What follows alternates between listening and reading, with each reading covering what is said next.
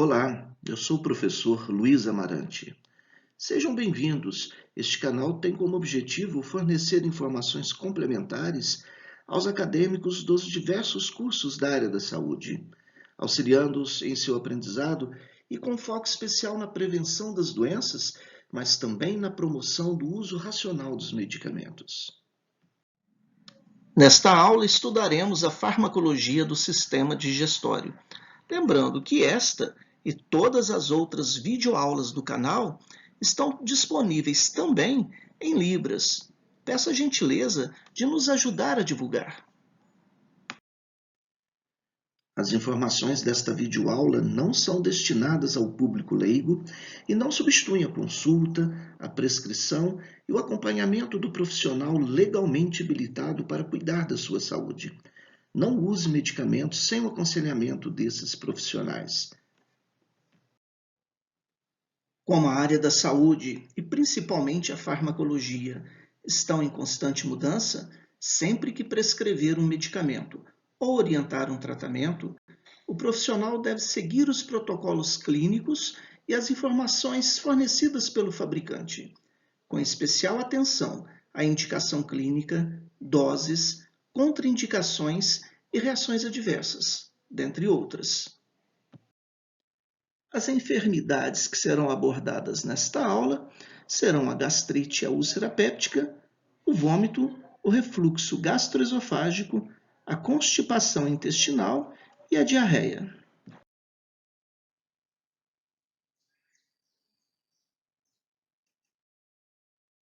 A gastrite é uma inflamação da mucosa gástrica.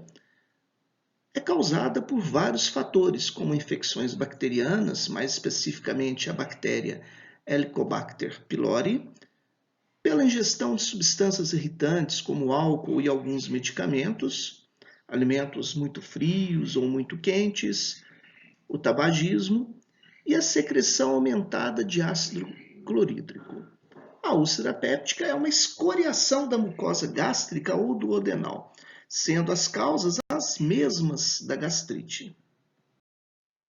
As principais secreções exócrinas do estômago são o pepsinogênio, produzido pelas células principais ou células pépticas, o ácido clorídrico, produzido pelas células parietais ou oxínticas, e o mucocitoprotetor, produzido pelas células superficiais.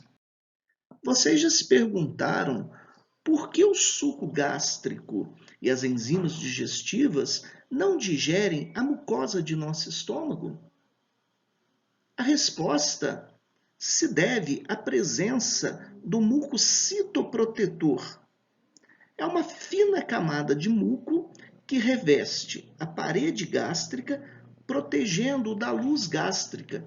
Na luz gástrica, o pH está entre 1 e 2 ou mais um pouquinho, bastante ácido, que por si só poderia já causar uma lesão na mucosa do estômago. Isso sem contar as enzimas digestivas. Além disso, no muco, aqui representado de forma exagerada, apenas para se ter uma ideia, nós temos o bicarbonato dissolvido de forma a promover um gradiente de pH mais ácido quando próximo da luz gástrica, e à medida que esse líquido gástrico vai atravessando o muco, ele vai sendo neutralizado. E quando o pouco que atinge a parede, a mucosa gástrica, já está num pH neutro, em torno de 7. Isso protege a parede de nosso estômago de sua própria acidez e também das enzimas digestivas. Entretanto, em algumas circunstâncias, esse mucocitoprotetor pode ser destruído, o que vai provocar as gastrites, a úlcera péptica, que são bastante importantes.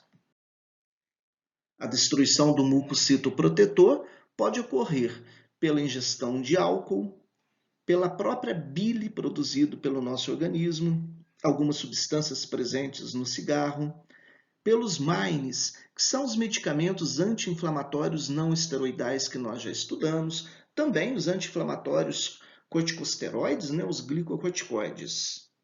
Assim, as prostaglandinas produzidas localmente, Elas estimulam a secreção do muco e do bicarbonato, promovendo uma melhor proteção da mucosa gastrointestinal e ainda controlam a secreção do ácido gástrico pelo estômago.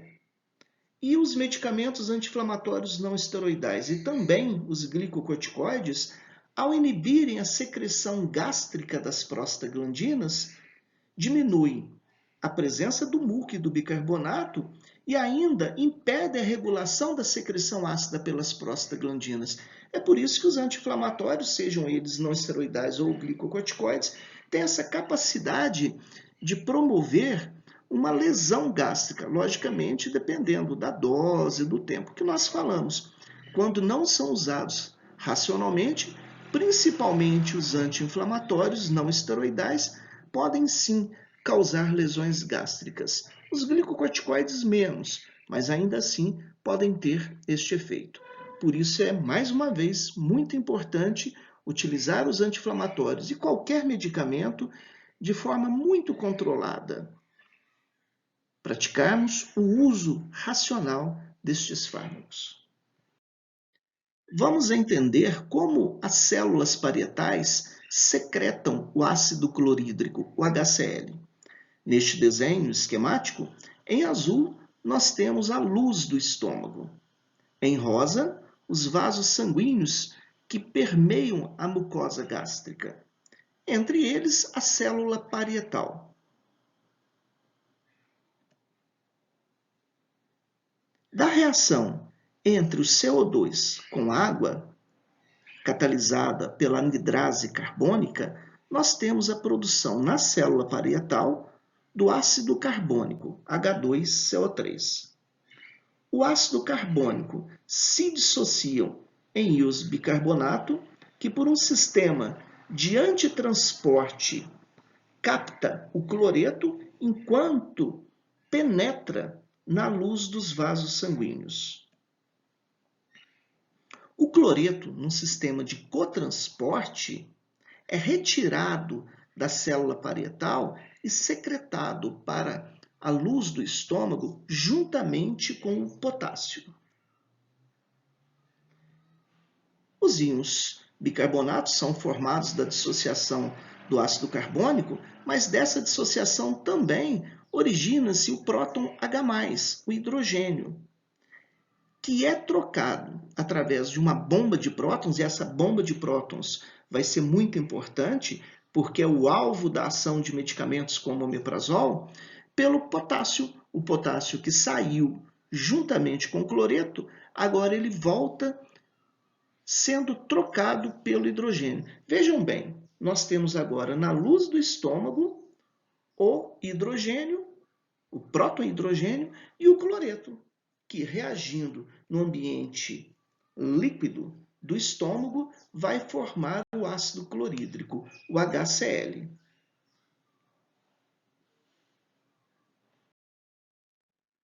Alguns hormônios ou alcacoides controlam a secreção do ácido clorídrico da forma que nós vimos no slide anterior. Aqueles que estimulam a secreção do ácido clorídrico são chamados de secretagogos. Como secretagogos, nós temos a gastrina, é um hormônio produzido pelo estômago, a acetilcolina, um neurotransmissor, e a histamina, que é um alcacoide. O que é exatamente um alcacoide, um neurotransmissor? Um hormônio depende muito do local onde essa substância é secretada, onde ela atua. Nós não vamos entrar nesse detalhe agora. Mas são estas substâncias, a gastrina, a acetilcolina e a histamina, que estimulam a secreção do ácido clorídrico pelo estômago. E como nós já vimos, as prostaglandinas, principalmente a prostaglandina E2, inibem a secreção do ácido clorídrico. Nós precisamos de ácido clorídrico no nosso estômago.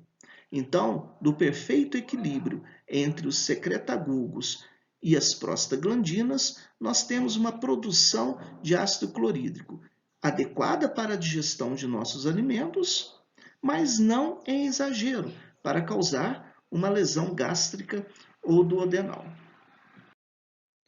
A gastrina é secretada pelo estômago e pelo duodeno. E como vimos, é um secretagogo. Estimula a síntese e secreção do ácido clorídrico pelo estômago. A secreção da própria gastrina é estimulada por proteínas alimentares e também por sais de cálcio. Assim, quando nós nos alimentamos, nós aumentamos a produção de gastrina. Aqui uma observação que alguns pacientes falam que quando tomam leite aumentam a sensação de gastrite, de pirose, de azia, né? Exatamente porque o cálcio presente no leite vai aumentar ainda mais a produção de ácido clorídrico, mas isso não significa que não devemos nos alimentar com leite. O leite é um importante alimento, principalmente, né, em idosos, exatamente por conter cálcio, por conter proteínas. A gastrina tem a sua secreção inibida, né, um feedback negativo, quando o pH gástrico está abaixo de 2,5. Isso porque parece que o estômago indica para a gastrina que ela pode parar de agir, né, uma vez que já tem ácido clorídrico suficiente. E também existe uma doença chamada de síndrome de Zollinger-Ellison, que são tumores secretores de gastrina. Nesse caso, a produção de ácido gástrico é bastante aumentada. A histamina, então, agindo sobre receptores do tipo H2, ativa a adenililciclase e, com isso, aumenta-se os níveis citosólicos de AMP cíclico.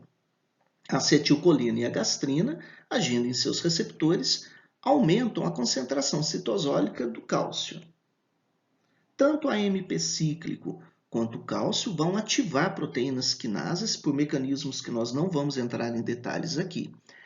Essas proteínas quinases, uma vez ativadas, ativam a ATPase daquela bomba de prótons, a hidrogênio e o potássio, que, como vimos, e vou recordar daqui um pouquinho, é de extrema importância para a secreção do ácido clorídrico. E como as prostaglandinas, principalmente a PGE2, consegue regular a secreção do ácido clorídrico? As prostaglandinas, agindo sobre seus receptores, têm a capacidade de inibir a adenililciclase. Com isso, reduz-se drasticamente as quantidades de AMP cíclico intracelular e não há essa ativação da bomba hidrogênio-potássio. Uma vez entendidos os mecanismos de secreção gástrica, vamos falar um pouco sobre o tratamento da gastrite e da úlcera péptica. Existem basicamente 3 grupos de fármacos que inibem a secreção ácida gástrica: os antihistamínicos, anti-H2, os antimuscarínicos e os inibidores da bomba de prótons. São exemplos de fármacos antihistamínicos anti-H2, a cimetidina, a ranitidina, a famotidina e a nizatidina. O seu mecanismo de ação é o bloqueio dos receptores do tipo H2 histamínicos, com consequente redução da secreção ácida gástrica. Devem ser usados preferencialmente à noite, quando o tamponamento ácido é menor. As reações adversas principais são ginecomastia e inibição do citocromo P450. Como vocês já sabem, importante enzima envolvida na biotransformação de fármacos. Sem dúvida alguma, os principais fármacos usados atualmente para o controle da secreção ácida gástrica e também para a cicatrização da úlcera péptica são os inibidores da bomba de prótons.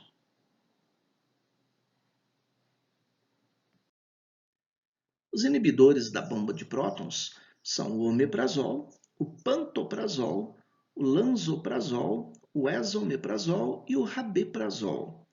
Eu gostaria que vocês recordassem a importância da associação entre estes inibidores da bomba de prótons e o antiagregante plaquetário clopidogrel. Nós conversamos sobre isso lá na aula de biotransformação.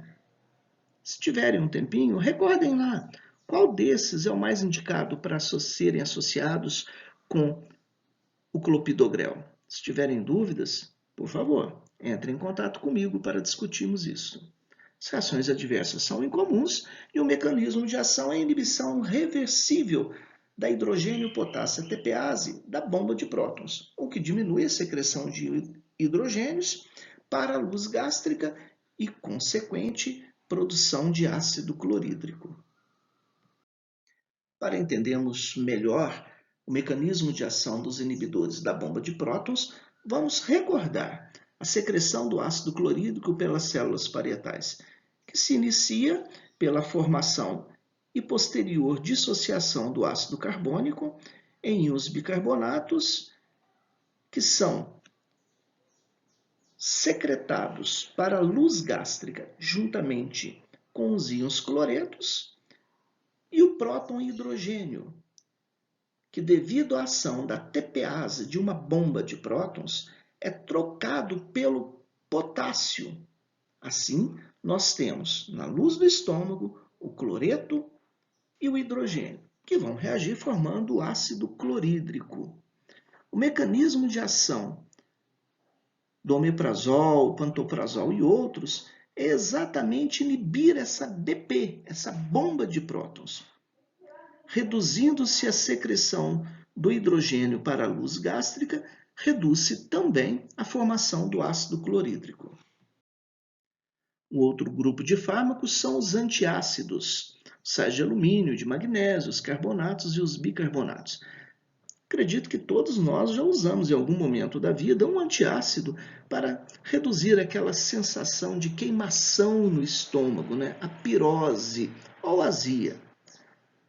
O mecanismo de ação são reações químicas de neutralização, reduz o pH gástrico. Também inativam diretamente a pepsina, são menos eficazes, logicamente, que os antagonistas histamínicos, os antagonistas muscarínicos e inibidores da bomba de prótons, porque não inibem a secreção direta do ácido clorídrico, e sim neutralizam pelo menos um pouco do ácido clorídrico formado.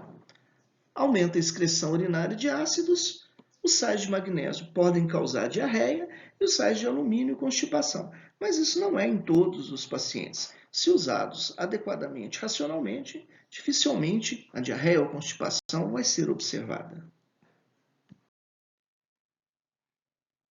A meclizina é possivelmente o principal medicamento, o fármaco antimuscarínico anti-M2, usada para controlar a secreção gástrica e é também usada para o enjoo. Nós vamos ver futuramente. O mecanismo de ação é o bloqueio de receptores muscarínicos. E as reações adversas principais são os efeitos anticolinérgicos, como boca seca, visão turva e outras, como vocês já viram na aula sobre neurotransmissão colinérgica. Vamos falar um pouco sobre o refluxo gastroesofágico. O refluxo acontece quando o conteúdo do estômago, e às vezes até mesmo do duodeno, volta para o esôfago. As consequências, além do desconforto natural, podem ser uma esofagite, uma metaplasia de Barré, que já é uma lesão pré-maligna, um adenocarcinoma esofágico, que é um tumor maligno, ou ainda levar o paciente a aspirar este conteúdo, causando uma pneumonia aspirativa. O tratamento é reduzir as causas. Por exemplo, diminuir a ingestão ou abolir a ingestão de bebidas alcoólicas, os excessos alimentares, principalmente à noite, a bulimia, mas também podem ser usados medicamentos, como os antiácidos, os inibidores da bomba protônica, os antihistamínicos e as drogas chamadas de procinéticas, como a domperidona. Além do refluxo gastroesofágico, a esofagite também pode ser de origem infecciosa, como, por exemplo, a Candida albicans, o citomegalovírus, o herpes simples e ainda química, como os anti-inflamatórios não esteroidais, a reposição de potássio oral, a quinidina e, mais uma vez, as bebidas alcoólicas estão incluídos na patofisiologia da esofagite. Vamos falar um pouco agora sobre o vômito e o seu controle por meio de medicamentos. O vômito nada mais é o meio pelo qual o estômago devolve, regurgita o seu conteúdo quando o tubo digestivo, principalmente o duodeno, sofre uma irritação ou uma distensão ou ainda uma excitação excessiva. O sistema nervoso central está envolvido no controle dos mecanismos reflexos do vômito. Assim, um estímulo em centros superiores ou na zona de gatilho quimiorreceptora bulbar, a ZGQ, ou ainda no núcleo do trato solitário, lembram que esse núcleo está envolvido com o controle da pressão arterial, estimulam o centro do vômito no bulbo, ocasionando o vômito. Os fármacos antieméticos vão inibir receptores específicos, tanto no sistema nervoso central, quanto nos nervos viscerais.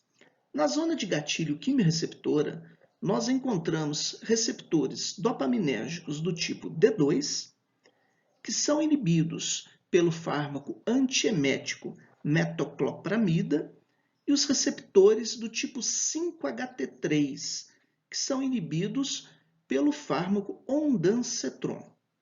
No centro do vômito, nós encontramos os receptores muscarínicos do tipo M2, que são inibidos pela meclizina, e os receptores histamínicos do tipo H1, que são inibidos pelo dimenhidrinato. Situações como dores, odores e visões desagradáveis, emoções fortes, podem estimular centros superiores com consequente estímulo do centro do vômito, que vai levar ao vômito. Mas também a cinetose ou enjoo de viagem pode levar a um desequilíbrio no labirinto. Com isso, há um estímulo nos núcleos vestibulares que possuem receptores muscarínicos do tipo M2, inibidos pela meclizina, e receptores histamínicos do tipo H1, inibidos pelo dimenhidrinato. Estímulos na faringe, no estômago, no esôfago e até no duodeno podem levar à ativação de nervos viscerais que possuem receptores triptaminérgicos do tipo 5-HT3, que são inibidos pelo ondansetron. Esse estímulo nos nervos viscerais causam ativação da zona de gatilho quimiorreceptora e também do centro do vômito, assim como toxinas e medicamentos que agem ou nos nervos viscerais ou diretamente na zona de gatilho.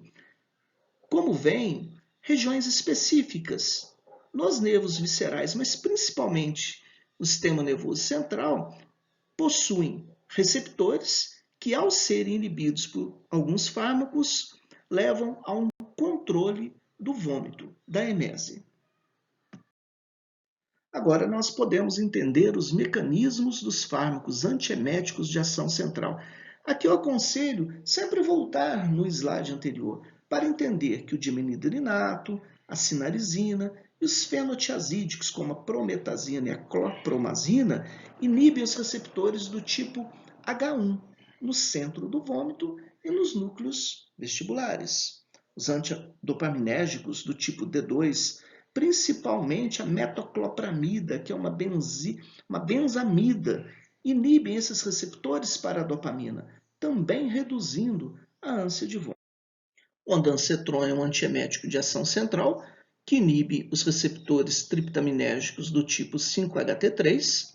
A meclizina é um antimuscarínico e ainda podemos citar a dexametasona, um glicocorticoide muito importante no controle da dor e inflamação, mas também que tem um efeito antiemético.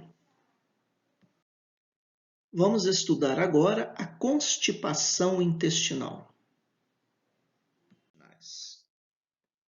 Neste caso, observa-se uma diminuição e, em casos extremos, até a inexistência das contrações propagadoras, as peristálticas, associadas com diminuição ou aumento das contrações segmentares, aqueles movimentos de mistura. Seja como for, a consequência é a diminuição da motilidade do trato gastrointestinal. As principais causas da constipação intestinal são o uso de alguns medicamentos, como os analgésicos opioides, os sais de alumínio e a suplementação com ferro. Esses medicamentos são muito importantes. Aqui, mais uma vez, o uso racional do medicamento vai permitir que sejam usados de forma adequada para o paciente sem causar a constipação ou outras reações adversas. O sedentarismo, as internações prolongadas associadas ao sedentarismo destes pacientes, as hemorroidas, não que a hemorroida causa constipação, mas o paciente, quando sente dor ao defecar, ele tende a procurar defecar menos vezes e com isso as fezes vão se tornando mais sólidas. O diabetes mellitus, o hipo e o hipertireoidismo e ainda o câncer de cólon, que acontece principalmente, mas não somente, em pacientes idosos. O tratamento da constipação intestinal se inicia com uma melhora na dieta alimentar. Aí a importância de se procurar um nutricionista para se orientar bem. E também evitar o uso de medicamentos que diminuem a motilidade do trato gastrointestinal. Ou seja, só usá-los quando estritamente necessário e sob supervisão de um profissional de saúde habilitado tecnicamente para isso. Os fármacos usados para o tratamento da constipação são os procinéticos e os laxativos.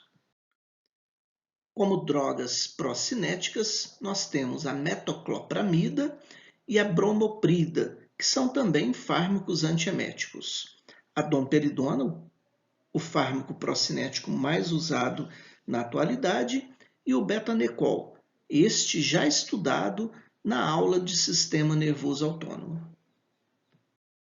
A metoclopramida é um antagonista dopaminérgico central, mas também diminui os movimentos peristálticos intestinais. Em animais, este fármaco atua estimulando receptores triptaminérgicos em interneurônios entéricos, o que leva à liberação de acetilcolina e consequente contração do músculo liso intestinal. Em humanos não há comprovação deste mecanismo, mas sabidamente a metoclopramida é uma droga procinética. A bromoprida e a domperidona têm efeito semelhante à metoclopramida. Podemos usar ainda os laxativos ou laxantes, que têm uma absorção intestinal mínima ou inexistente. Que nós vamos dividir os laxativos em laxativos de massa, osmóticos, os irritantes intestinais e os emolientes fecais.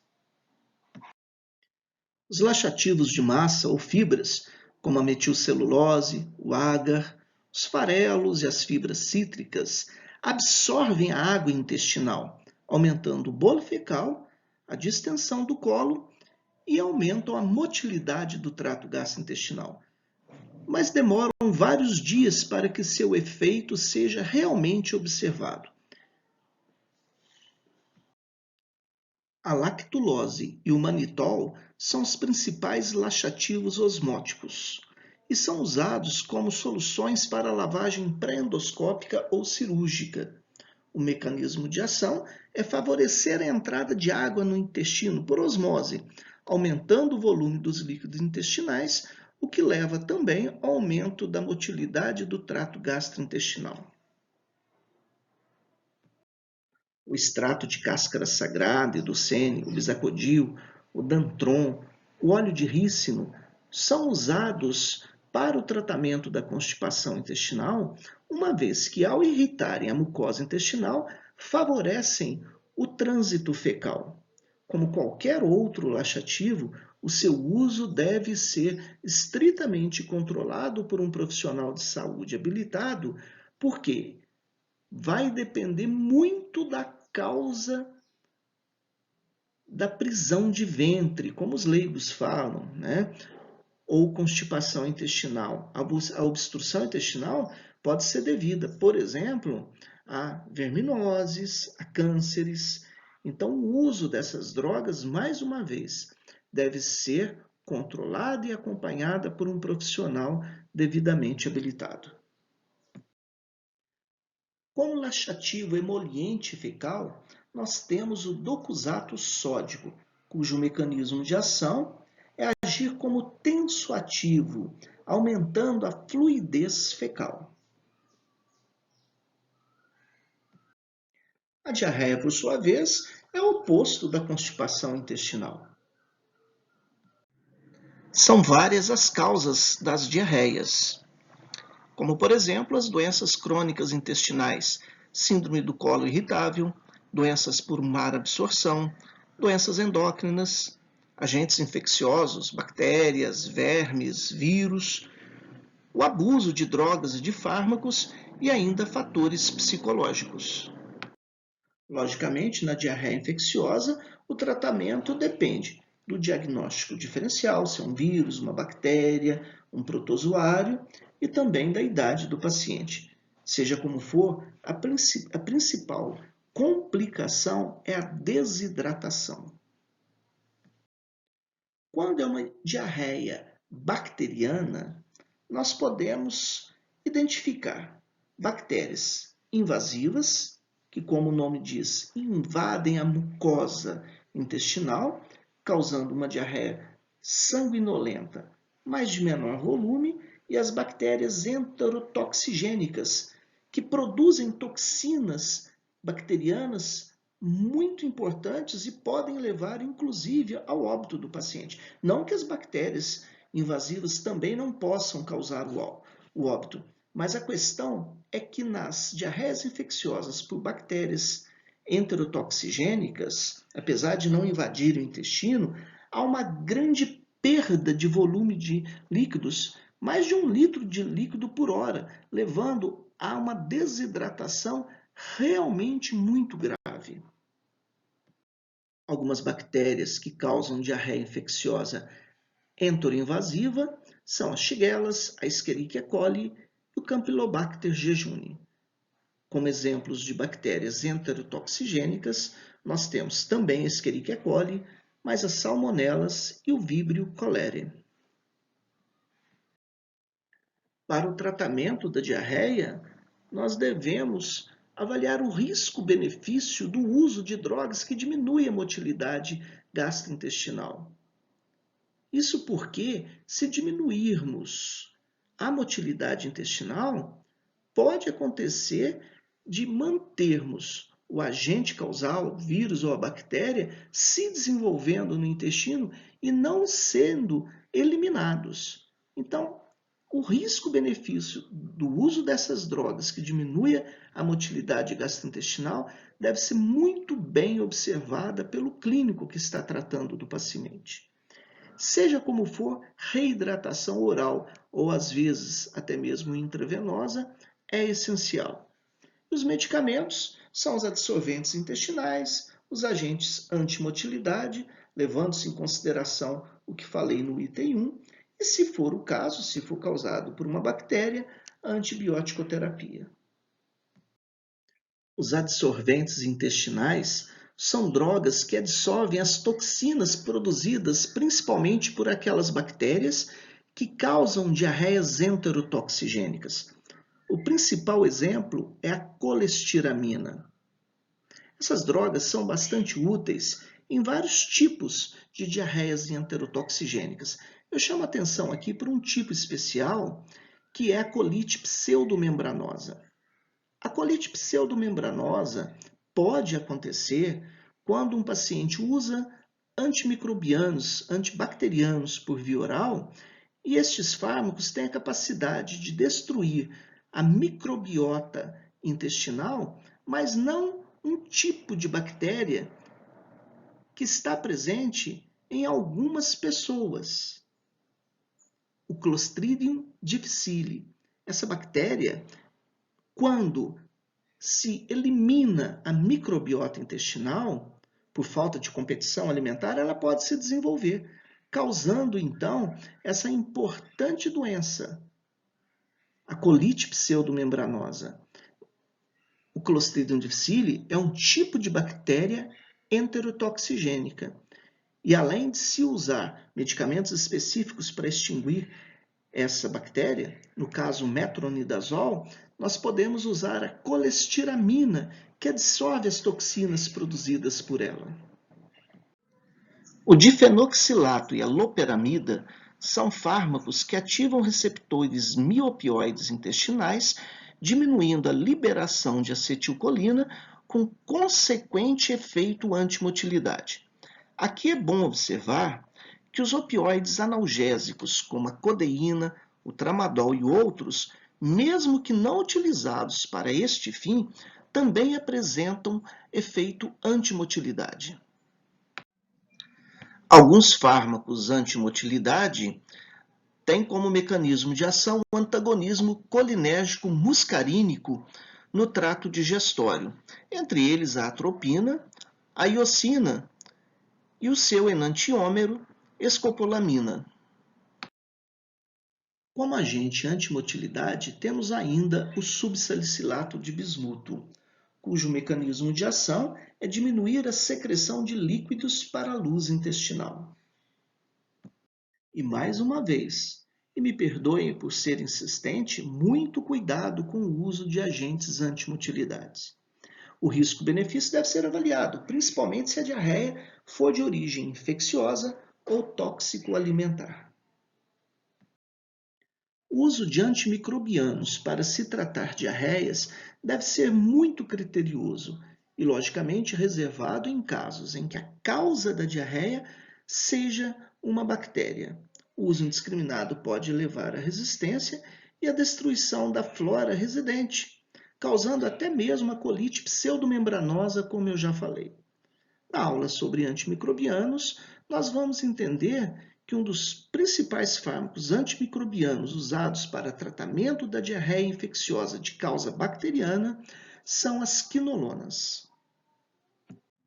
Convido você a se inscrever no canal, assistir às outras videoaulas sobre os temas em farmacologia, imunologia e saúde cardiovascular e também nos ajudar a divulgar o canal para que outras pessoas tenham acesso a informações de qualidade. E se desejar, deixe o seu like.